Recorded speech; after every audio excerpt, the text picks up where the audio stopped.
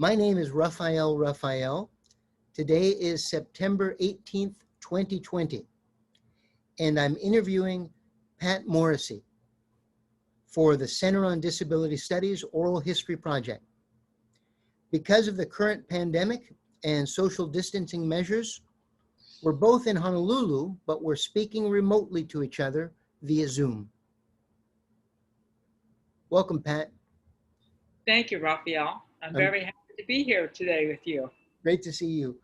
And I'm going to go ahead and jump immediately into our questions. Okay, fine. The first one, when did you first become interested in disability rights advocacy? Well, it wasn't one time, it was twice. Once when I went to Shriners Hospital for surgery in 1957, and I was not prepared for that. My parents just sort of took me and left me. And so for the first time in my life, I was surrounded by people with all kinds of orthopedic disabilities. And I saw how those of us with orthopedic disabilities were, our decisions were made by others. Because when you go in for surgery, at least back in 1957, it was a rather strange situation. How old were you, Pat? How old were you? I was 13, and I was in the hospital for 6 months, and I was not allowed to see my parents the whole time. Oh my goodness.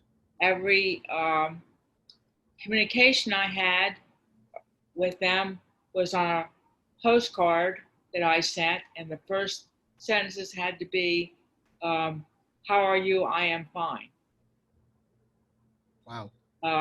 What I also learned during this experience is obviously people that were mobile than others among the patients had more power and control and could dictate to others, sort of like the Lord of the Flies. So that was my first exposure to collective involvement with people with mobility impairments. The second time, I was out of college, and I was working for the military industrial complex. My whole family worked for my mother and father were both employed by military establishment. And my brother was drafted into the Army and was killed in Vietnam. And I decided that I did not want to be associated with the military. And one of the psychologists with whom I worked, who was obviously drafted in the military at that point, his wife was in special ed, and she started talking to me about special ed and said, would you like to go into that field? And I said, anything is better than working for the military industrial complex. And I immediately at the age of 25 applied to graduate school and was accepted at Columbia and Penn State. And I went to Penn State and got a PhD from Penn State. When did you get your PhD? What year was that? 1974. 1974. Okay. Now, do you remember when you first became aware as a young person of discrimination that people with disabilities may face and experience? Again, it was not one time. I did not walk by myself. So at about 2.5, my mother had either taken me shopping or taken me to a doctor's appointment, and she carried me. And I was a 2.5-year-old. And we were on an elevator, and a woman said to me, aren't you a little bit big for your mother to be carrying you? And I was very verbal, and I said, I can't walk by myself. So that was the first awareness. The second time was when I was 10, and I was at the playground with a bunch of friends, none of whom had disabilities.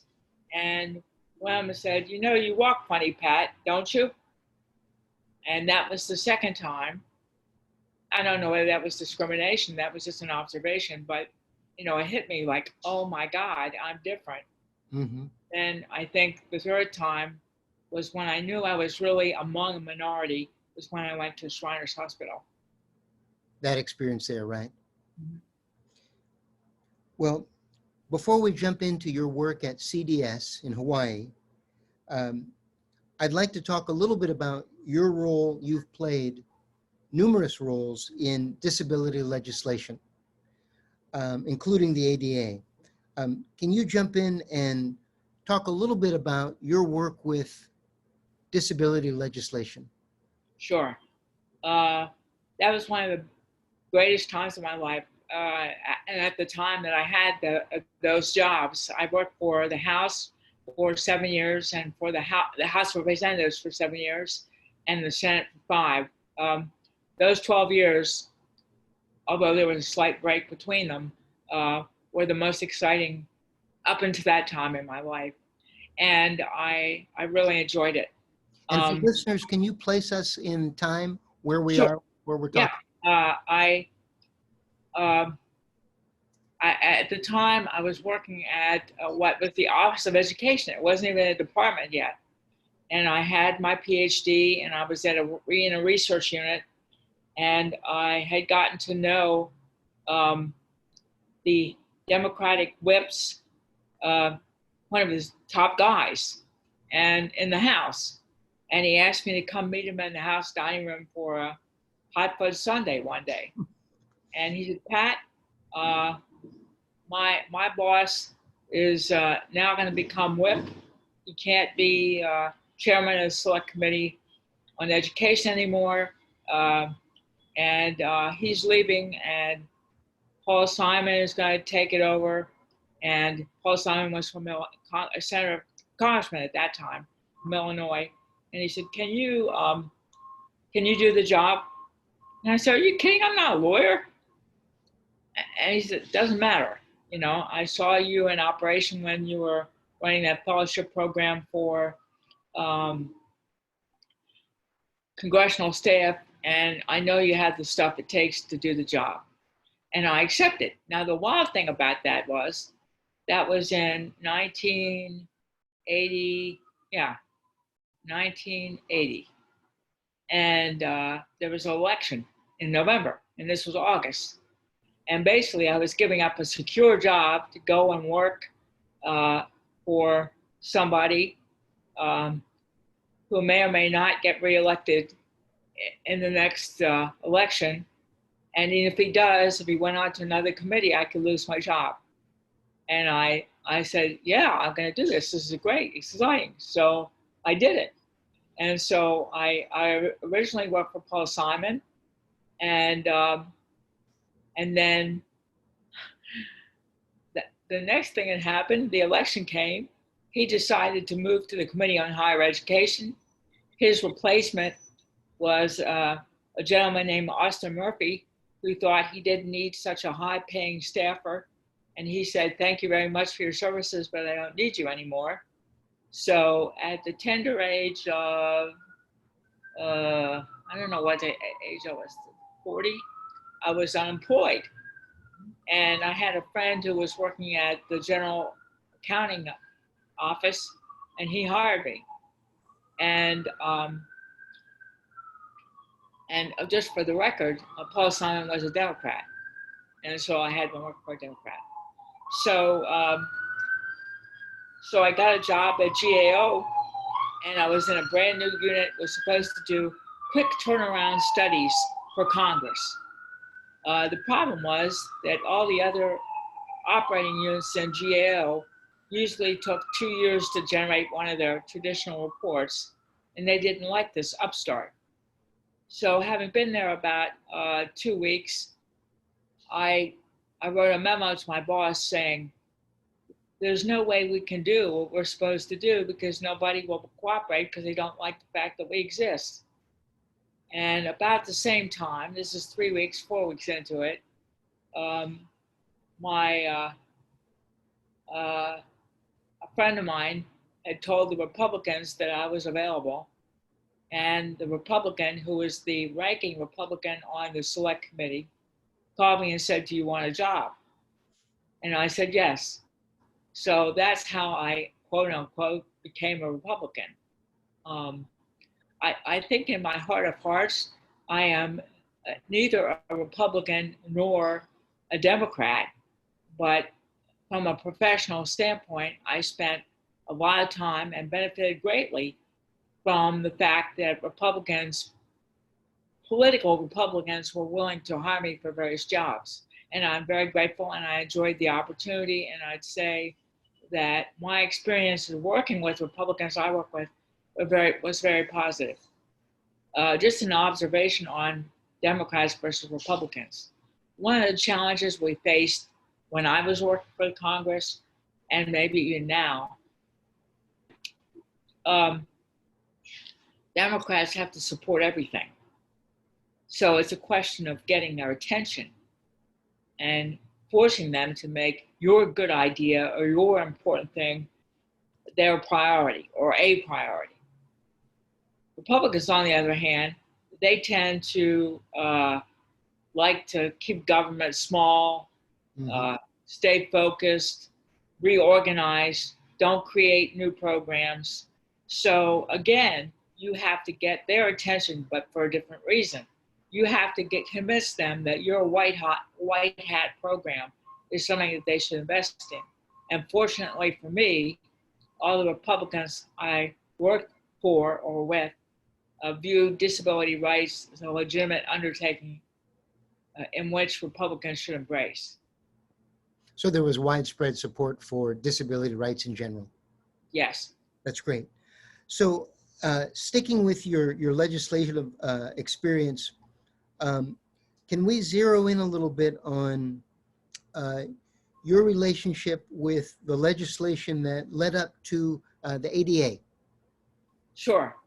The ADA is an idea I think was around for a long time. I can't tell you when it started, but I mean, obviously it was influenced by the earlier disability legislation.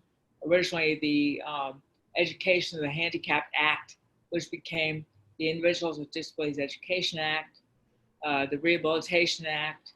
So there was work done to help programs for the blind and veterans. All these things were in the background. But I think as and parents were significant in getting that legislation I just mentioned, um, the Individuals with Disabilities Education Act enacted. But what happened is when kids with disabilities started to get more exposure to education and being part of the school system, doing more things, they grew up.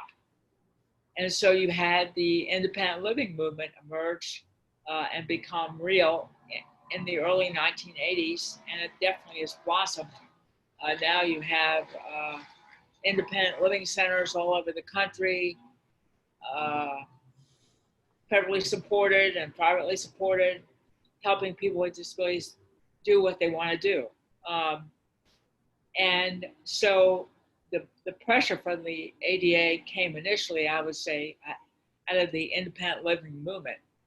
And there was a gentleman named Justin Dart who had acquired polio as an adult. And was from a very wealthy family. And evidently, before he became disabled, he was a wild and woolly kind of guy, a party man. And once he became disabled, he shifted his focus. And so by the time interest in something like the ADA was beginning to emerge, I say Justin was in his 50s or 60s. He had made money successfully. He had a lot of money. And so he helped support the grassroots energy to help make the case for the legislation. Now, in Washington, D.C., the unit that deserves the credit, and they don't get enough credit, is the National Council on Disabilities. So about 1988, they drafted policy papers, draft legislation, and that gave it more traction. And then in 1989, they really had a bill that they liked, And so the first part of Congress to kind of take it up was the Senate. And there was Justin Dart, with his money, had underwritten a great grassroots movement. People were coming to Washington, lobbying senators, doing all kinds of things. And so obviously then interest became greater among business people, and others that would be impacted by it, because the framing of how to address it was simple. They were going to use the legal framework that was in Section 504, but it was going to cover public and private entities. And so you had, in the early 80s, you had the AIDS scare. And so the restaurant community thought, oh my God, we're going to have to hire people with AIDS, and other people are going to get AIDS. We don't want to be part of this legislation. You had the business community thinking, oh my God, why do we have to do this, or be mandated to do this? So there were camps on both sides. And when it was clear to us, I worked in the House at the time, that the ADA was real and the Senate was going to pass it, we were very excited. I continued to work. At that point, I was had been promoted to the full committee level. I was a full committee staffer on the Education and Labor Committee in the House. And so the Senate bill was passed. And from the Senate's perspective, they wanted the House just to bless what they had done. And of course, you don't tell what amounted to 7 chairmen. You had full committee chairmen on 4 committees or 3 committees, and you had subcommittee chairmen on those committees, all that wanted to put their stamp on the legislation. And the pressure from the business community, the commercial side of things was increasing, and so there was no way in hell they were going to get what they wanted. And what happened was that I was working for Steve Bartlett. He was from Dallas, Texas. He was a former mayor of Dallas, and he had been given the ranking minority member status on the select committee. And he was very much interested in disability rights because he supported Section 504 when he was mayor of Dallas. And so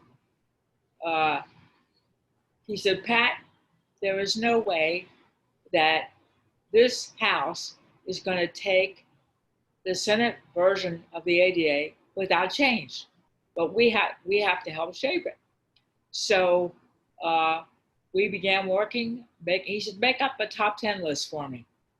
And then one day I went in his car, which had, it was an old Camaro with a rotting floorboard, and he drank 4 ounces or 6 ounces of V8 every morning. So on the passenger side, in the front seat on the floor, was about 40 empty cans of V8.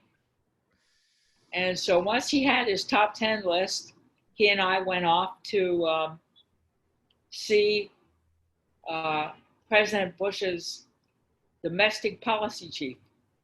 And he said, this is their top 10 list. This is what we want. And the guy just didn't know what to do, because here's this relatively new guy from Dallas. Who the hell does he think he is?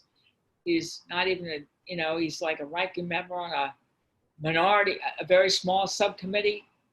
But anyway, that's how it all began. And so for the next year, I guess, we just spent time working with all kinds of people on his top 10 list. And I got involved in, to a lesser extent, in the work being done on public accommodations, and also on transportation and the impact of the ADA on state and local government.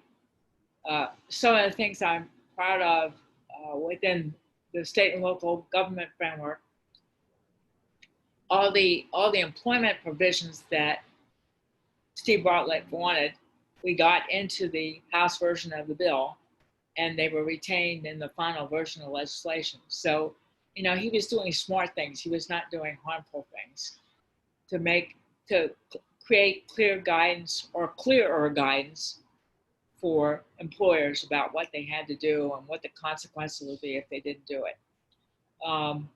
But on a small story connected to state and local government, there was concern about all the costs associated with this. And obviously some practical things emerged that made sense, like people were given, they were expected to make new buildings, if they were building new buildings, accessible. But they would only have to retrofit, they would only have to deal with accessibility to the extent that the cost was proportional if they were retrofitting older buildings. But the most specific contribution that I can remember that I made, that I thought really made sense, was every local government had to come up with a 5-year plan about what they were going to do. And the argument we made for them was, look, if you can't put a curb cut at Elm and Smith Street next year, but you have it in your plan, then people don't have something to complain about. You're going to do it 2 years out. So you have a progress report or parameters among which people can judge you. And that was included in the final version of legislation. And I think that reduced a ton of tension among local government. So with this work with Bartlett and this work in kind of paving the way for ADA and kind of implementing it, were there a lot of other people with disabilities that were part of kind of authoring the legislation? There weren't that many people with disabilities, no. Yeah, there fact, weren't. I can honestly say that my recollection at this point is that the only person that had a disability staffer was Senator McCain, and he had a gentleman who was quadriplegia on his staff. But as far as architecting it and or designing it, you're not aware of folks with disabilities who are really involved? No, nobody's ever asked me that question before. And there was a ton of people on the outside advising us and pressuring us. Yeah. And so, the disability voices were loud and strong and influential. But I in terms of at the staff level.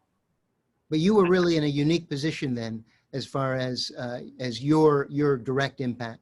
Right. Having cerebral palsy, a visible disability, and having cerebral palsy, yes. So I'm going to move forward a little bit, and we've just celebrated the 30th year of the success of the ADA, and kind of with a bird's eye view and into the future, where do we still need to go? What still needs to be done? Well, the thing that always was problematic for me, but it was also the frame of reference that was, or the frame that was in Section 504 of the Rehab Act, from which birthed the ADA, is the fact that a person with a disability who faces discrimination, most of the time, in order to get it reconciled, has to file a complaint, follow a procedure, go through however many months or years of, quasi-litigative activity or litigative activity to get it resolved. And I always thought that was that wasn't right. But we had the historical frame in 504, and it's not as lopsided as I project, because you also have class action suits, which the Justice Department can bring. For example, if enough people complain about an industry or a company, then the Justice Department assumes responsibility and pursues a class action lawsuit. But I had wished, and I wasn't clever enough to think of how to do it, there would be some um, quicker way to get resolution or encourage, um, you know, people that are supposed to comply with the ADA to comply with it. Now, in fairness to others who thought the 504 scheme of complaint resolution was okay, is that their argument was, look, if you threaten a complaint or you make a complaint, that causes people to get their act together and pay attention and change things, and they can do it quickly. And that is true. That is absolutely true. But I think there are also an equal number of instances where people have had to make a choice. Do I want to spend the next 2 years of my life fighting with this person or company, or do I want to just go and get another job, you know? Yeah, so something that makes it easier for people to bring their complaints and have them addressed. And Yeah. are there other Yeah. areas too that you think? Yeah. Now these came out of and I don't want to leap ahead to your questions, but I was a member of a U.S. delegation to the UN when the UN Disability Rights Treaty, called the Convention for Persons with Disabilities, was being drafted. And that experience exposed me to the more progressive positions of other countries, uh, especially the Scandinavian countries, Australia, New Zealand. Um, and I thought, wow, this is really important. For example, the UN Disability Rights Treaty has articles, they're like chapters in a book, articles that deal with things like family, like a person with disabilities is entitled to a family and having children and getting married and all that kind of stuff. That they're entitled to make their own decisions. There's an article on that with appropriate support. There's an article on voting. There's an article on the right to run for elected office. And there are also topics that we don't have to deal with here, like, for example, they have right to free movement, the absence of torture, that sort of thing. But so I think with respect to US laws, in this country, we have guardianship laws, we have voting rights laws, we have all kinds of things, some of which are dealt with at the state level. And I really think that, and I'm not a socialist, for God's sake. I mean, I don't know what I am, but I'm not a socialist. But I think that people with disabilities need to have an expanded opportunity to make their own decisions and have people to support them in that process to the extent that they need support. And I think there needs to be a national position on that. I think, so what I'm saying is guardianship, as it's now constituted, is like 50 different versions of reality. And I think we're far enough along now that we ought to pursue a national perspective on guardianship and also on the question of informed, supported decision making. Well, this larger umbrella that you're talking about of the U.S. delegation to the UN's Convention on Civil Rights for People with Disabilities, the CRPD, for people who are not familiar with it, has it been ratified by the U.S.? No. Okay.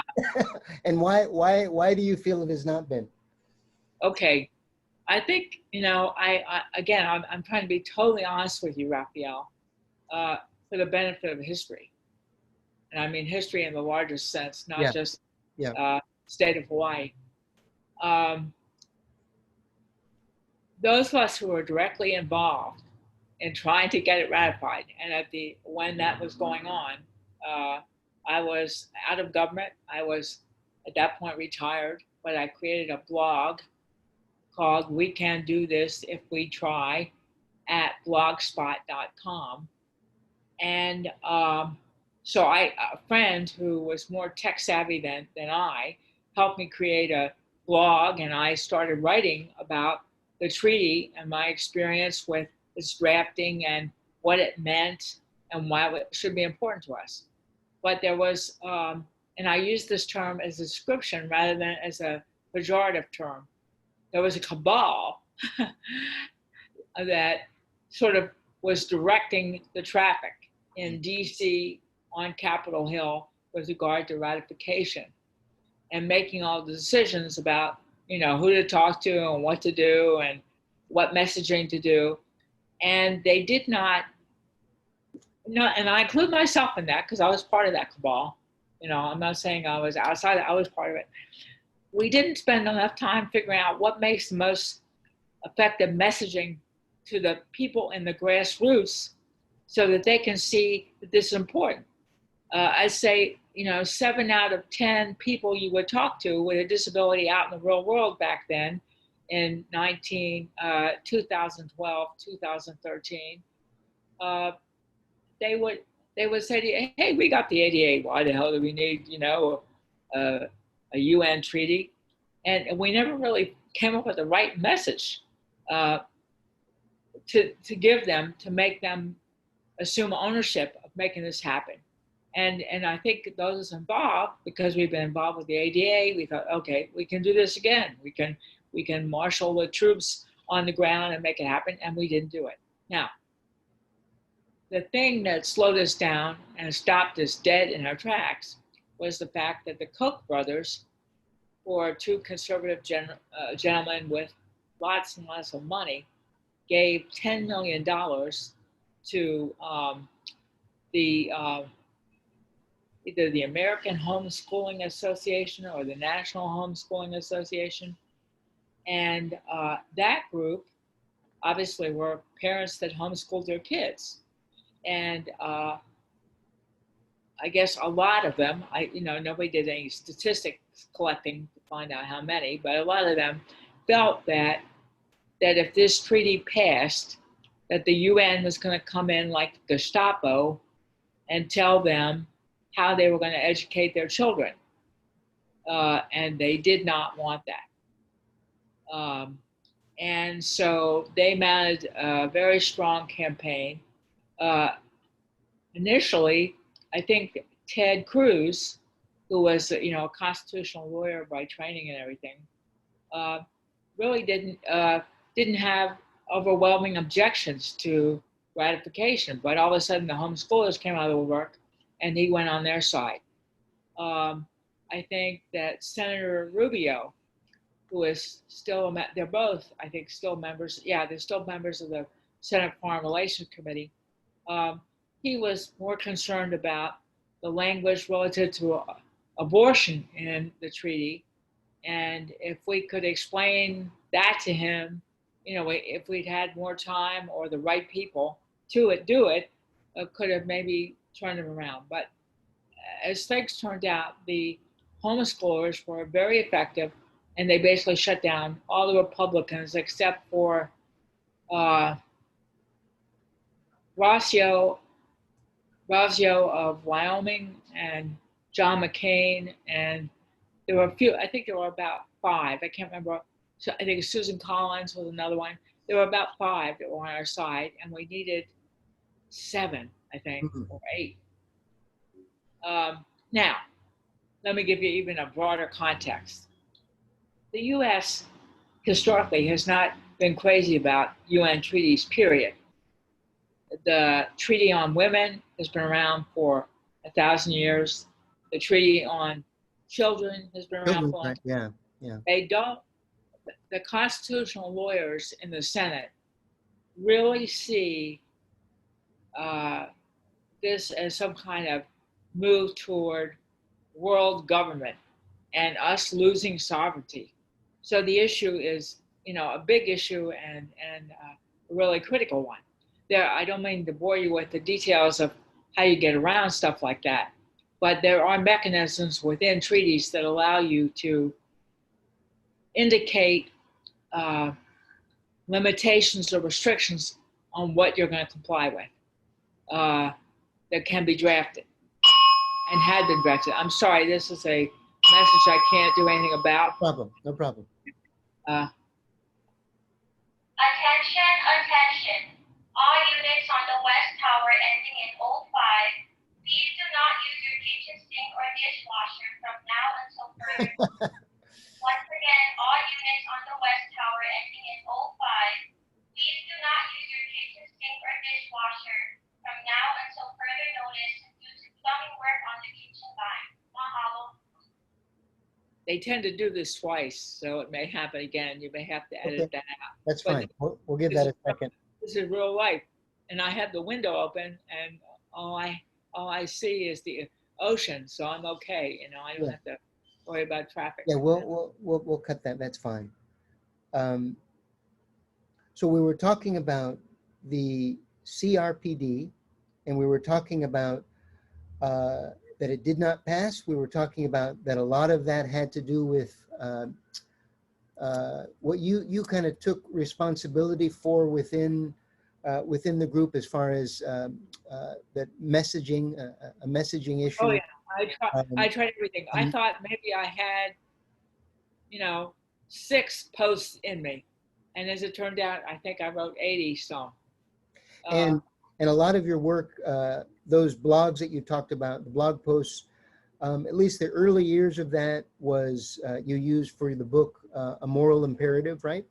Yeah, Um, and I'm hoping that who knows? After the election, we may be able to resurrect that book and sell more copies of it so, in the next cycle. now, just briefly, last word on that, if you wouldn't mind saying, what do you think would be the principal benefits of the CRPD being ratified? If it was ratified, what would the benefits be? We talked about some of the concerns and misconceptions about it, but what would the benefits be if it was ratified? I think that the most important thing would be it one leg of a stool for reinstating or improving or revamping the U.S. standing in the world with regard to human rights, period. Um, you know, everybody around the world celebrated and benefited and used and tried to emulate the ADA. I mean, that's a fact. And so if we did ratify it, we are probably one of only 4 countries that belong, or 8 countries. I don't know what the number is now. I think there's about there are about 190, 195 countries that belong to the UN, and I think 186, 84 have ratified it, and the ones that have not are either very small, dictatorial, and us. I mean, it's like wow. Now, the case I would make more specifically is if in fact we did become a member of the club, we could then be a member of the UN Committee on Disability Rights, which reviews reports from countries on how well they're doing on compliance with the principles in the treaty and influence what they do with those reports and how those reports are used. In addition, people that are in the business of doing innovative things here, both in the commercial sector and just individually as consultants, could be more attractive to other countries that have needs that have not yet been met. Right now, I would say that China, New Zealand, and Australia are the countries that are, filling the void that we left when we weren't a member of the, those who ratified the treaty. And I think that there are other things too. I mean, there are things that are covered in the treaty in very practical language that we should read and think about and have a national conversation about to see whether we need national legislation on them. So we could do that even though we haven't ratified it, but the impetus for doing it is maybe not there right now. So there are things that need to be fixed with regard to opportunities for people with disabilities that might be more likely to be fixed if we had a catalyst like ratification of the CRPD. Sure. let me give you one specific example. I think for probably 30 years, maybe, yeah, 30, at least 30 years, the number of people with disabilities who are employed or unemployed is substantially higher than for non-disabled people. And that number has kind of stayed flat for a long time. Like 1/3 of the people that want to work with a disability don't have jobs. Now, you can attribute that to the way the question is asked, how people are surveyed, maybe we haven't asked the right people, who knows what the answer to that question is. But I'm thinking that there's many more things we could do in the area of employment and the language in the treaty, which is shorter than what we have in the ADA, but clear, might give us some ideas about what we haven't done that we might want to do. I know in other countries, some countries are using quota systems, which is interesting. 8% or 10% of your workforce has to be people with disabilities. When I first heard that idea, when the ADA was going through, and Bartlett and I talked to people from England about it, they came to see us. We decided that was not, that was not American. It wouldn't work. Now there are a lot of countries that have had experience with that, and they can advise us as to how it worked or in what way it would work, and it might make sense. What if you did have a quota for especially people at entry-level jobs only? Wouldn't that be exciting and different? It could be a pilot study, for God's sake. But it would be, getting back to your question is, what do we do to sell it? I think that for us not to embrace as a nation the principles reflected in the UN Disability Rights Treaty makes people suspect of how serious we are. Mm-hmm. And just that perception is a horrible thing. Mm-hmm.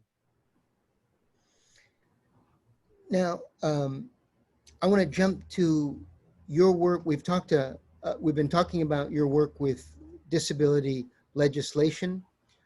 And I wanted to talk a little bit about your work more in a consultancy level with Fortune 500 companies in promoting disability awareness and compliance. Oh, yeah. That was great. I did that for 3 years. After the ADA passed, Steve Bartlett said to me, Pat, he said, you won the Super Bowl. What are you going to do now? And I don't expect you to say, go to Disneyland. And I said, I think I'm going to leave. And so I quit my job and I convinced the publisher to pay me a salary while I wrote the book and to take it out of royalties. And I wrote a 5-pound book on the ADA. And while I was doing that, and also while I was working on the ADA, I got to know a lot of gentlemen who were in the employer association business. And, they ran associations and they advised employers. And so, and they wanted to hire me right away to help all the HR departments across the country and Fortune 200s learn how to comply with the ADA. I said, no, I had to write this book first because the book can help us with everything we're going to do. So you have to wait. And they said, we're going to give you 6 months, but we want you. And so for 6 months, I wrote the book in 6 months. And so I got hired by McGinnis & Williams, which I don't know if the law firm is still around, but they managed 2 employer associations, one Employer Policy Association and Employer Something Else Association, which are really big. And they were all the Fortune 200 companies. So for the next 3 years, I basically went around the country talking to employers, not from a lawyer standpoint, but from the standpoint of a person with a disability and somebody with common sense, how to comply with the ADA. What were some And of the specific things that you focused in on with those companies? I started with the premise of your grandmother teaching you how to set the table. I said, once your grandmother teaches you how to set the table, you never forget it. And so I said 99% of what represents full compliance with the ADA is driven by common sense. People with disabilities who come to you for a job are going to share with you how they do things. And how they do things may in fact be different than somebody else, but they're going to do it because they want a job.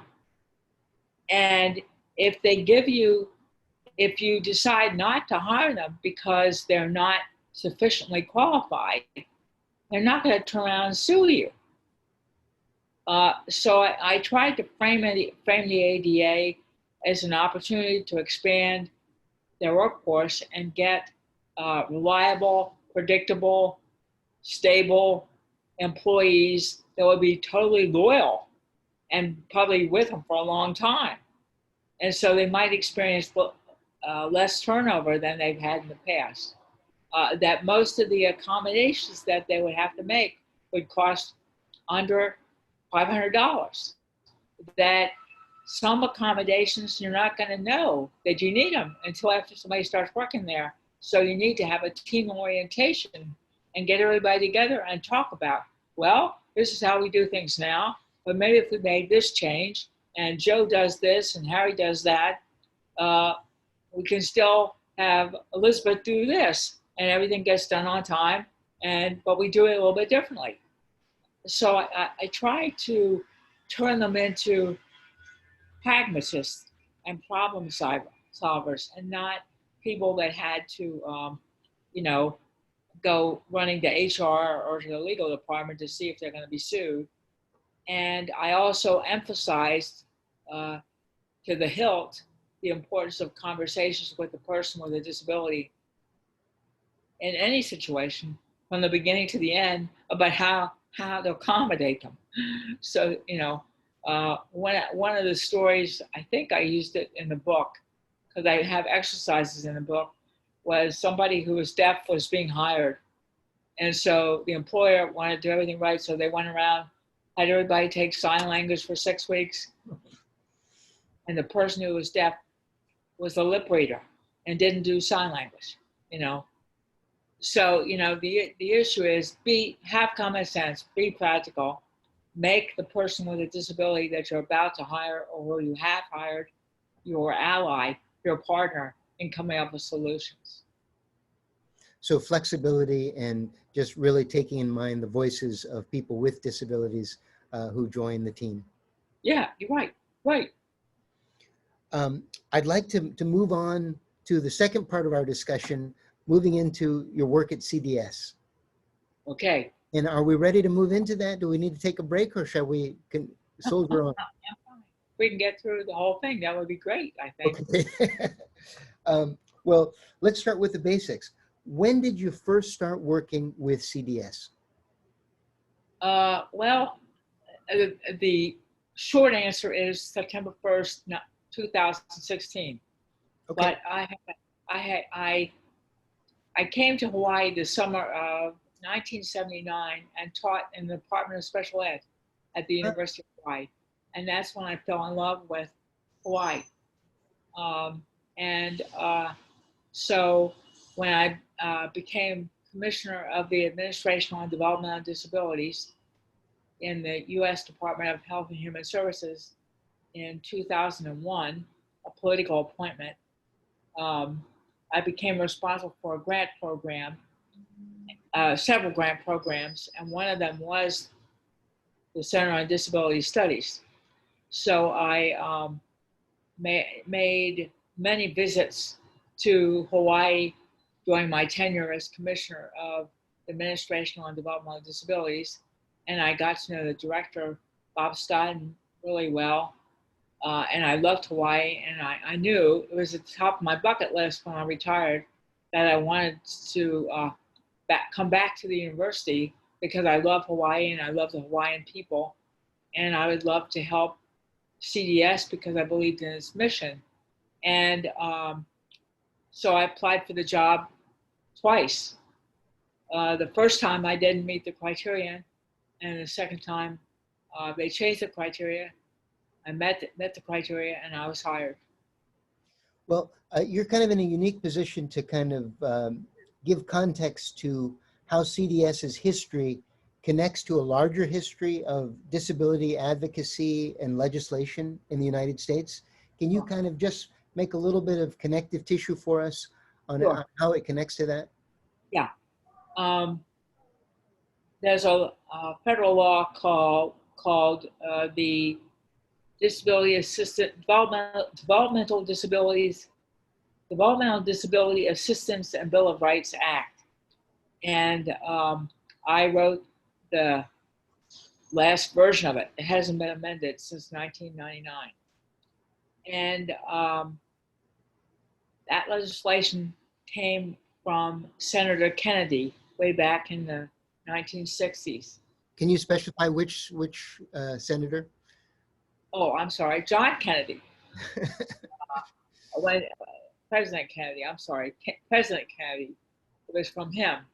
And he had a sister who had a developmental disability named Rosemary, and he thought that more concentrated effort had to be devoted to research on how to help people with developmental disabilities. So the Congress passed what we call the DD Act way back in 1962 or 3. It might have been 1961. I don't remember what the date was. And over the years, it's been amended.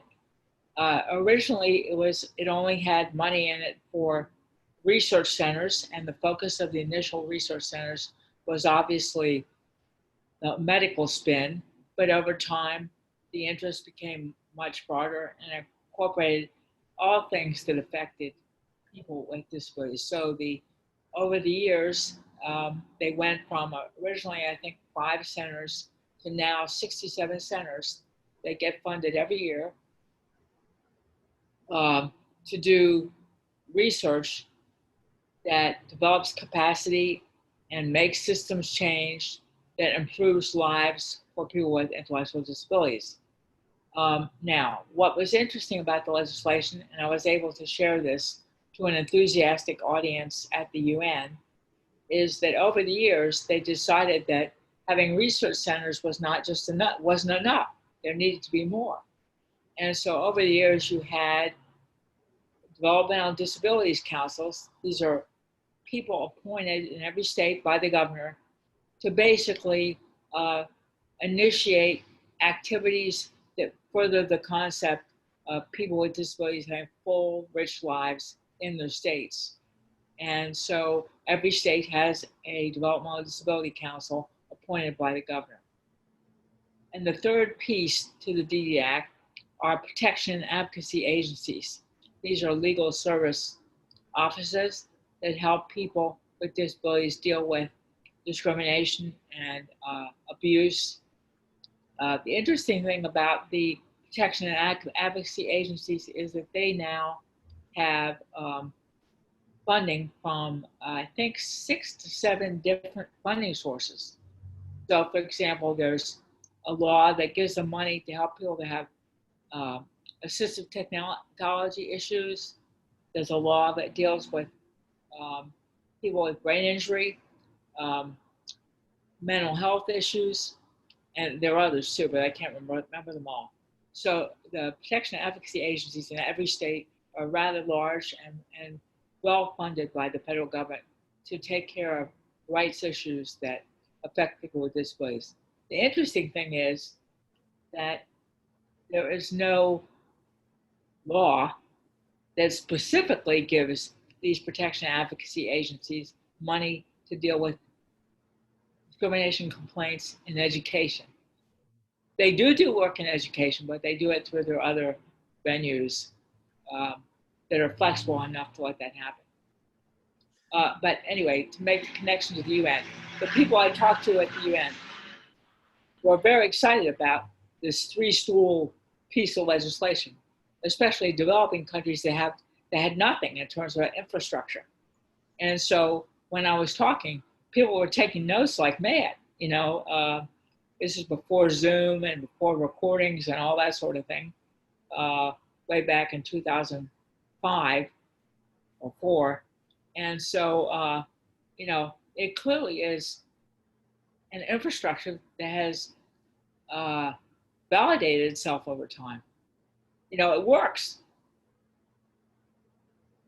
So I think, did I answer your question? I think I did, right? I think you did. And with this infrastructure that works, and thinking about CDS, what are some of the strategic partnerships and collaborations that CDS has also been involved with during your tenure? What kind of other organizations and Sure. Well, groups is one it of the things that connected are to? expected of us in Hawaii, that was funded by the DD Act, is that we work together as a network.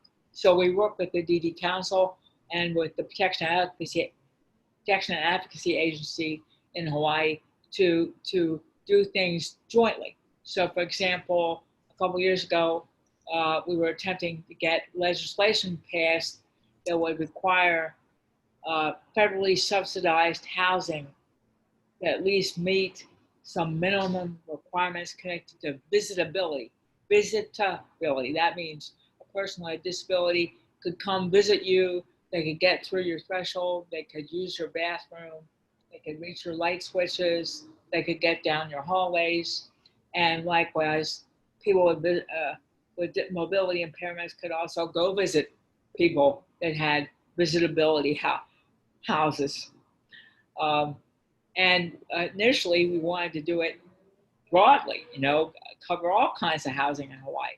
But as the reality of the legislature got narrowed down to only one, one focus, which was state public housing, new public housing, and it got through all the committees, but it was stopped by Sylvia Luke, the chairman of the Finance Committee in the House, so it didn't pass. So that's one example. Now, other examples are we work with SPIN, which is a parent organization funded by the state government, and with LADA, it's LAH,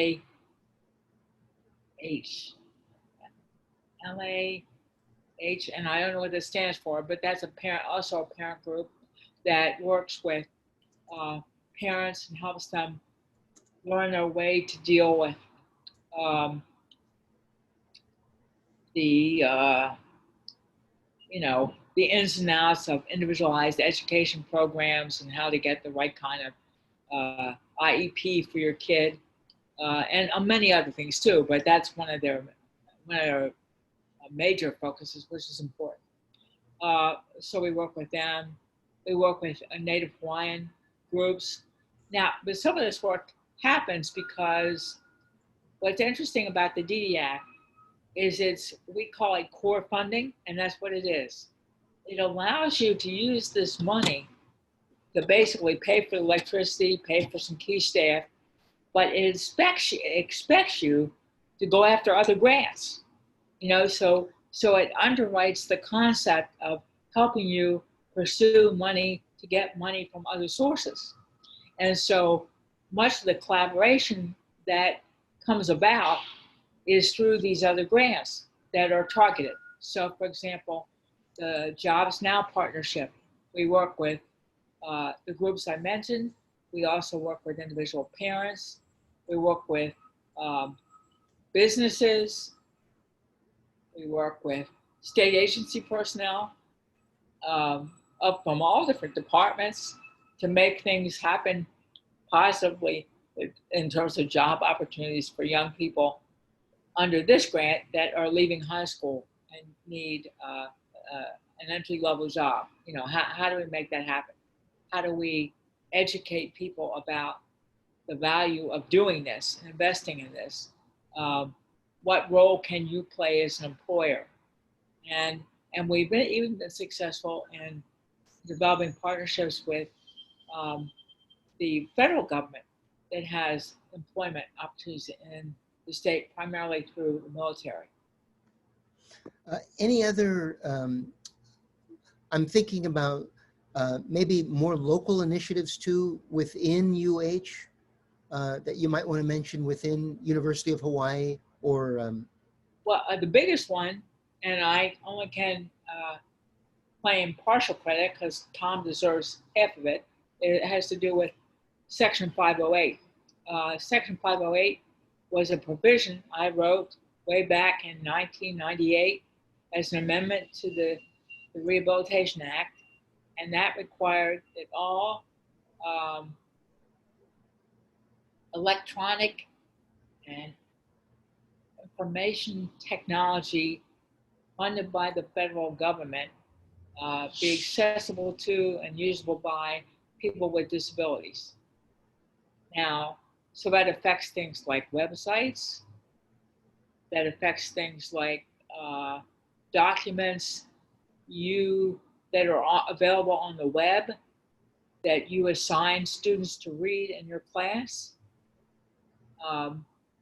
and that sort of thing. So about 2 years ago, 2.5 years ago, I think there had been some complaints lodged against the university. It may have been community colleges. I don't remember the details. If you have a chance to interview Tom, I think you can get some of the specifics. But anyway, the university was being challenged to do a better job with regard to its electronic and information technology and the accessibility and use of that material. And one of the impetuses for increased attention on universities was what happened, I believe, at Stanford. Stanford had a ton of videos that were not captioned, that were part of, course material that people had to take, and somebody who couldn't see filed or couldn't hear filed a complaint, and the Justice Department was going to sue them, so they took down all that video material because they didn't have the time or energy to make it all accessible and put in captioning. And so I think 2.5 years ago there was a lot of pressure and attention across the United States in higher ed. Okay, what do we do? And so Tom and I did two things. One, we helped shape the university policy that they developed dealing with that. And the second thing, we wrote the college education policy that paralleled the university policy. We also proposed to to President Lasner and to the dean that we create a center to develop support for all departments. For example, we took a practical approach to this. We said, look, there's no way that everybody can instantly upgrade everything they have to upgrade to make it accessible. That's prohibitive. But we can help guide people in terms of make decisions about what they do. For example, if you have someone who can't see or can't hear and they have to access certain material and that material is not accessible to them, then what do you need to have in place to take care of that particular material to make it accessible? What can you do to train faculty and instructors generally about how to make their materials accessible from the beginning? So we could do training. So we put together a whole portfolio on this, and but it didn't get any traction from either the president or the dean. And so I think it's still something out there that could be an issue that comes to the forefront again. And fortunately for CDS, you got Tom there. He's got the materials we drafted before, and that can that can play a role in shaping what's done if things bubble up again. Well, connected to all this, can you mention a little bit about the initiative that you developed in cooperation with Tom Conway, the Reimagine Project? Oh yeah, I forgot about that. Yes, that we I guess we were just talking one day, Tom and I said, why don't we try to build a ton of allies among instructional faculty at UH by focusing on not the compliance issue connected with making your Zoom or online material accessible during this pandemic, but practical things that they can do themselves when they're giving their lectures via Zoom.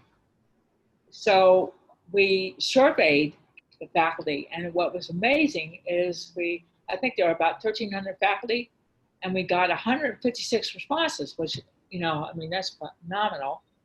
And so while I was still at CDS, Tom and I did 3 Reimagine 1-hour Zoom presentations. The first one was on universal design and online instruction. The second was on disability etiquette and online instruction. And the third was on accommodations in testing and online instruction. We made videos of each one and made those available to everybody. So the attendance to the first seminar was 60 people. And then the number for the second 2 went down to like, I think 13 and 9. But the people that were there were not your usual suspects. They were from departments that have nothing to do with education. Like there were very few people from the College of Education in any of the sessions we did. But we had them from very diverse departments and schools. And so I think Tom plans to continue doing them. And again, the premise that we took when we started them was we're not trying to tell everybody everything they need to know and turn them into a technical expert. We're trying to shape their attitude so their comfort level increases with working with students with disabilities. So it had a very practical focus. When you think about other kinds of opportunities for collaboration with other departments on campus, what kind of potentials do you see looking into the future for CDS? So again, this is a big question, but just what kinds of opportunities for collaboration do you see?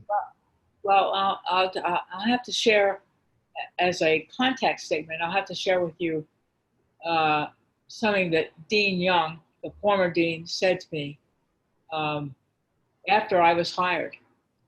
And he said it was the thing that stuck with him the most. And I said to him, I truly believe in collaboration.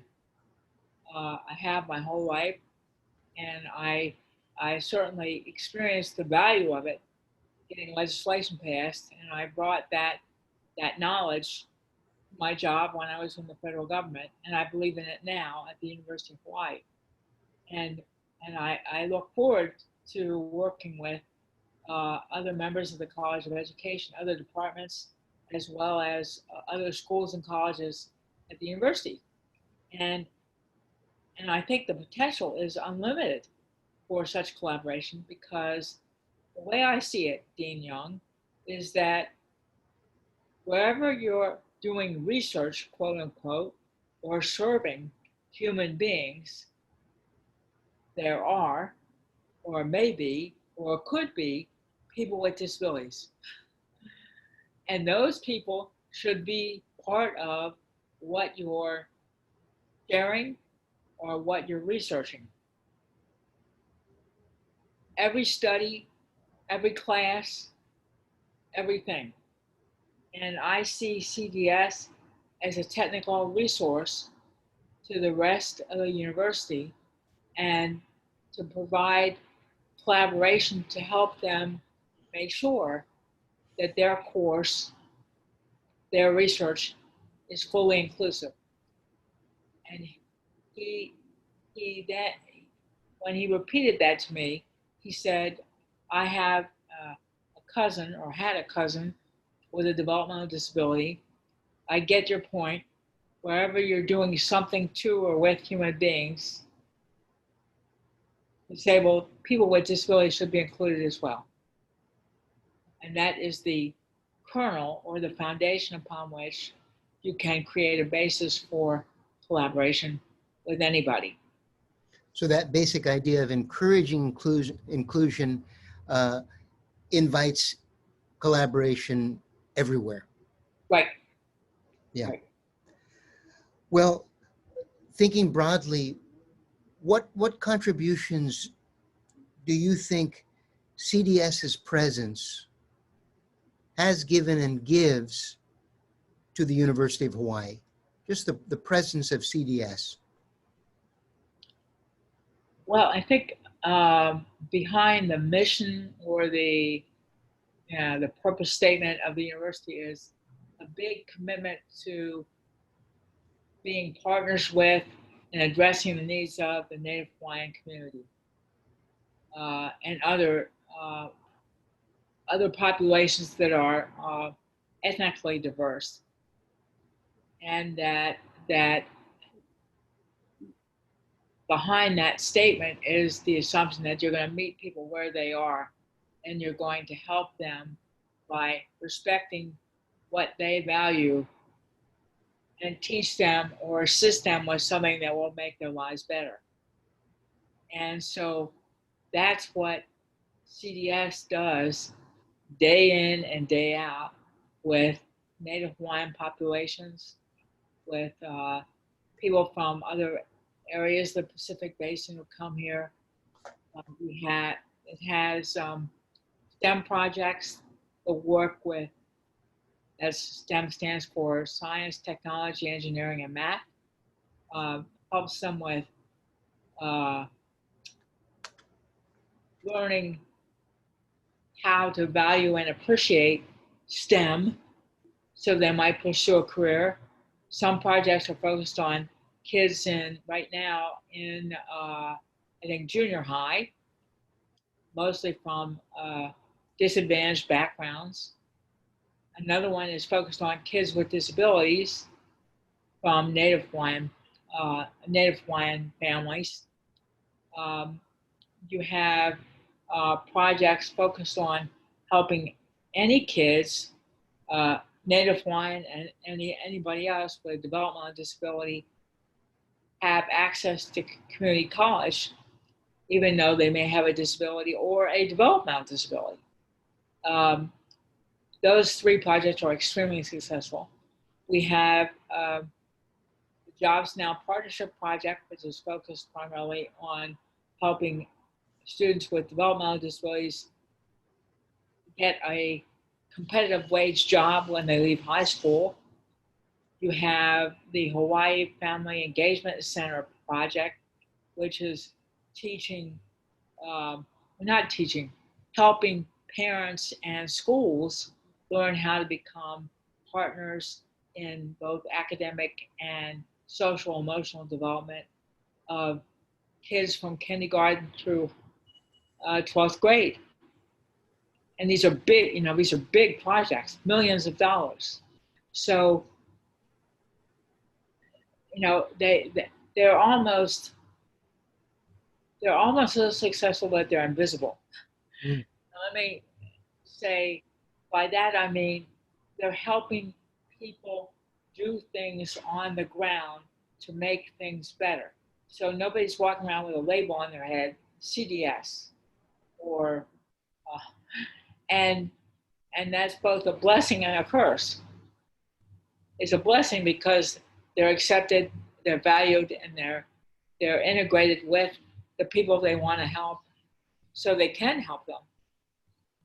But on the negative side, they're so busy doing what they're doing, as long as the grant exists, and then they have to leave, and they're so busy doing what they're doing that they don't have time to promote what they're doing.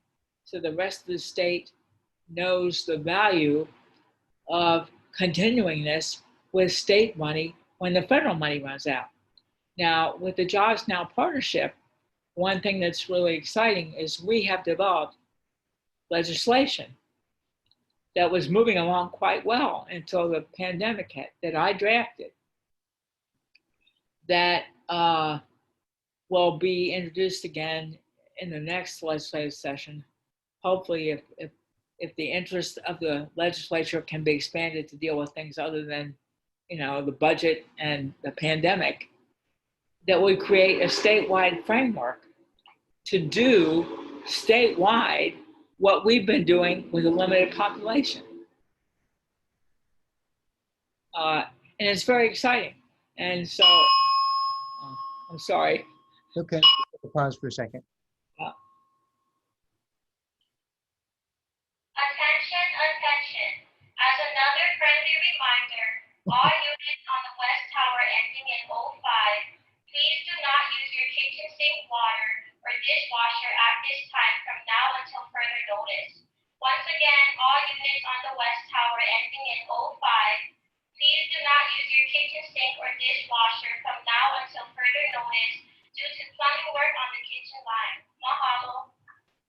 Okay. I think we're safe now. Yeah, we'll take a silent second just so we have a cut spot. All right, so we're resuming our interview with Pat Morrissey. And when you think about all of these areas of people who've been impacted by CDS, Native Hawaiians, Pacific Islanders, these different domains within education, STEM, K-12 and secondary education, health, housing, elderly folks, more broadly, people with disabilities, and partnering with parents. From your perspective, during your time at CDS, are there any particular stories or individual experiences that pop up into mind as you think about those things? Yeah, most often, people don't write you emails or they lay out their hearts to you or something. That doesn't tend to happen. But in the Jobs Now partnership, we decided about 1.5 years into the project that the way to have an impact, a real impact, was not to do policy analysis but to work with parents and see what their perspective and their experience was, and to give them skills that they don't have, to make them a effective communicator with educators during the IEP process. And I felt very comfortable about that because I was involved in drafting the legislation that brought about the changes that are in most of the changes that are in the IEP section of the Individuals with Disabilities Education Act now. And so we decided that I would, as part of helping these parents, in addition to giving workshops, we would also offer them individualized one-on-one 1-hour sessions with me to go over their kids' IEP and figure out how to change it. And so in that circumstance, they were very responsive and involved in the group sessions. We had anywhere from 15 to 40 parents, depending on what the topic was. We've done a total of 10 we did a total of 10 or 14 sessions with them over a 2-year period. But the individual conversations were the things that were really brought some parents into a position where they felt like, yeah, I can take on the school system, or I can work with the school system, or I know what I need to do for my kid. And so I would get these emails after we would talk that, made me cry. I mean, I never had emails that made me cry. Like, I had no hope. You changed my life. I know I have to be a partner with my child's teacher. I now believe my child has a future that both he or she and I will be proud of. I mean, it was that kind of stuff. And I mean, I was, I cry all over my keyboard because they were so, and there weren't that many. There were only about four, you know.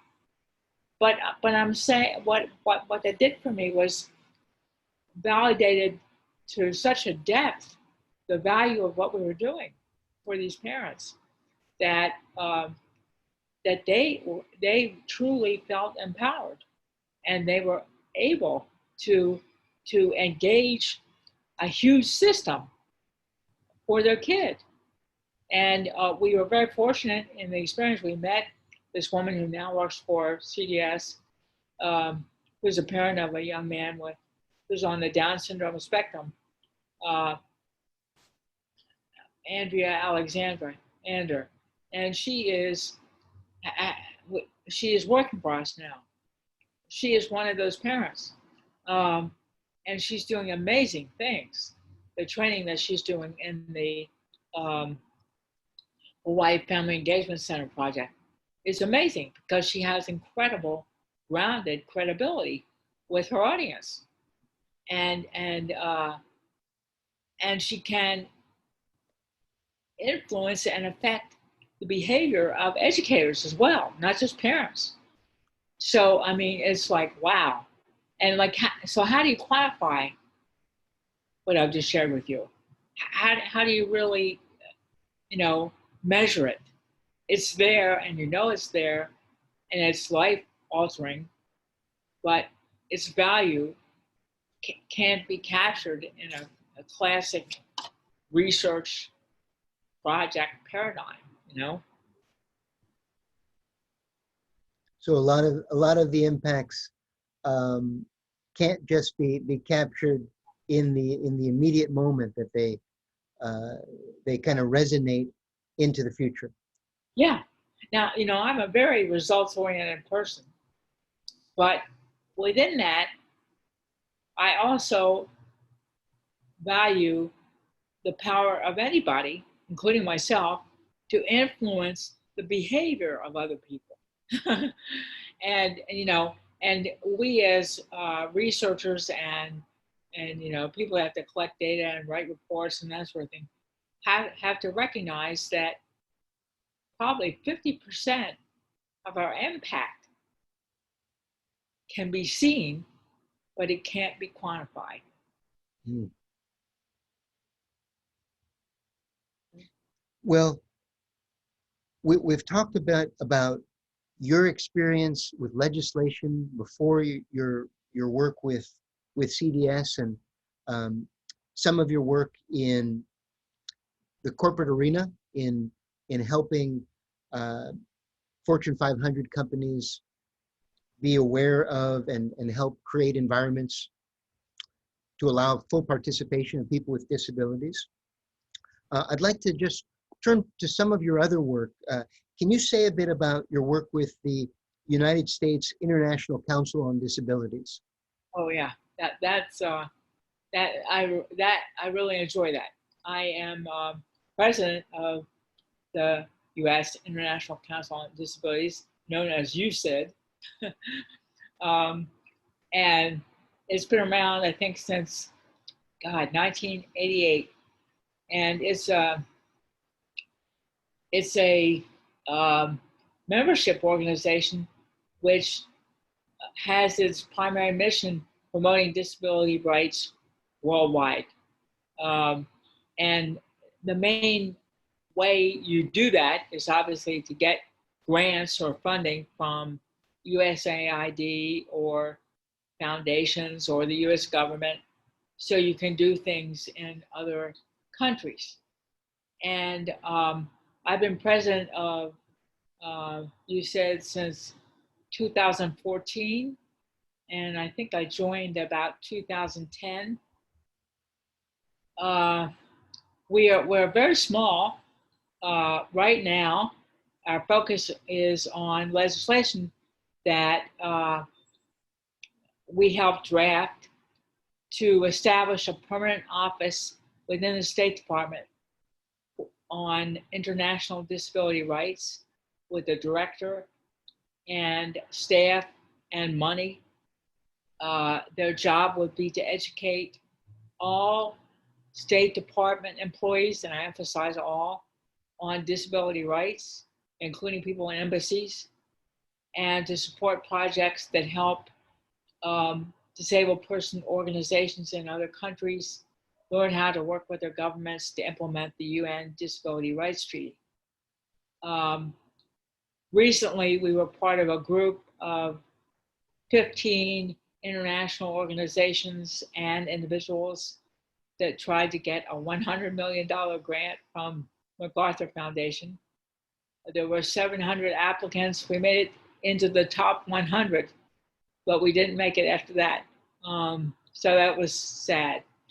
Right now, we are still working with that group of 15, which we think is a real cachet of like resources and expertise that you usually don't have in one place, to seek funding from other sources, focused primarily on promoting independent living and disability rights.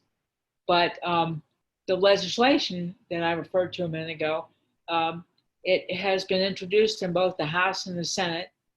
We do not anticipate that it is going to make it all the way through this Congress. So as the way the Congress works, every 2 years you have a new Congress. And so we'd have to have it reintroduced and start all over again in the next Congress. But we intend to do that. So for American citizens who are listening now, is there anything that they can do that could help make it more likely that it passes? Wow. Well, the interesting thing is there appears to be no objection to it in the House. And so one of the things that could happen is it could be handled on what they call the suspense calendar, or I think that's what they call it. It basically is non-controversial legislation. They just bring it to the floor and they pass it, and there's no formal vote count or anything. So that is a possibility. That could happen, and that would give the legislation more momentum, even when you have to reintroduce it next year. So what I do is I urge that people that write to their members of the House and ask them to encourage the House to put HR 3373 on the suspension calendar. I mean, that would be great if we had it. Now, in my experience in working on Capitol Hill, I can tell you, when somebody gets 10 letters, 10 emails, or 10 calls on a topic, that elevates it. So, I think Nancy Pelosi is obviously an important person to communicate with, and she's the Speaker of the House. So people that would be willing to send an email or a letter to her, that might be the place to start. So we ended up with 500 Hawaiian letters or letters from across the country to Nancy Pelosi on HR 3373. That would be fantastic. So to Nancy Pelosi or their House of Representative on HR 3373, Right. placing it on the suspension calendar.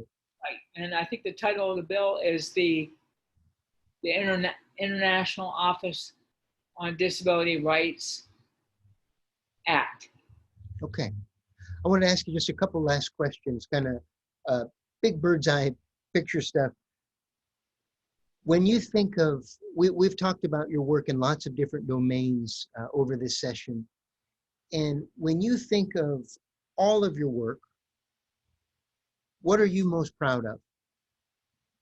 Oh, God. Well, I think the ADA really sticks out there. And then the second thing was packing up and coming to Hawaii and taking a job. I shocked my relatives. I surprised my friends. I had hoped that I would get tenure and be able to work until I dropped dead, because for me, coming to the CDS was like being a kid in the candy store with an unlimited amount of money. I mean, I the potential and opportunity and the strength and the talent, creativity of the people there is just, to me, amazing. And, it was really, really hard to make the decision to resign when I could have another year left. But I decided that in fairness to me and to all the people I love so much, that I needed to give them a chance to shine and take over the reins. And with COVID being here, it would almost be easier, because everything's being done remotely, and people can, be pulled together and do kinds of things without a lot of inconvenience. And I knew that those of people I left behind have both the intellect, the passion, and the smarts to make the right decisions for CDS, and there's so many people that we serve. Well, summing up, what would you like to be your legacy? Wow. Well, as I said to you before we came on this call, I really am thinking about writing a book, a memoir about my life, because I think, even though I am a member of the minority of persons with disabilities, my experience is relatively unique. The way I was raised, what I chose to do, uh, the nerve I had, the way I used power, the way I gave up power. I don't know, but there's one thing. But if I was to identify one thing, I'd say I think an inclusive society is possible, but it requires people with disabilities and people without disabilities not only to speak to each other, but to listen carefully. And I'm not convinced that all my allies on the disability side are listening as well as they should. Is there anything else that you'd like to say? No, but thank you for this opportunity. And I Well, can't wait to get your reaction after you turn off the recorder so I can ask you what you think. I hope it was entertaining or interesting, worth listening to. yeah, well, I'm very grateful that you took the time to talk with me, and I thank you for this time to talk with you about your own work, and thank you for your work too. And thank you so much for meeting with me and talking today. Well, it's my pleasure.